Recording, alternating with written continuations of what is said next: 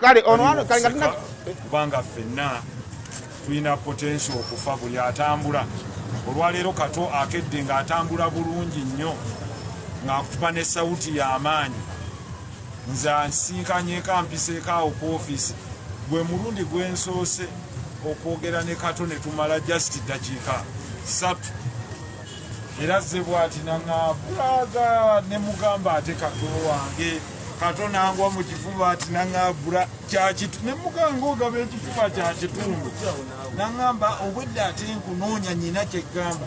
Ate nange ne muga Kato nnyina wendaga kati kankuneekoonewo naŋŋaa bwe kiri bula nange ntegeka muzannyo ogwo ogwagundi.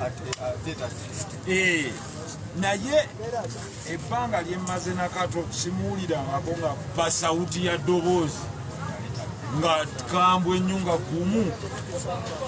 Naye nga ffenna tetuyinza kumanya nti Mungu kyekyo ali mu kkubo. So ffe twawukanye naye essaawa zibadde nga 9 nze okuddamu nga bankubira banzuukusa nti inna lillahi wa inna ilaihi rajiun. Kale kakati ebimu kwe tugenda kwerera kwangu Kato is Kaliso Liso. When you talk about Kaliso Liso ekijja kujja mu bwongo obwo ye Haji Abe Mukiibi ne Haji Abu Kawenja. Divorce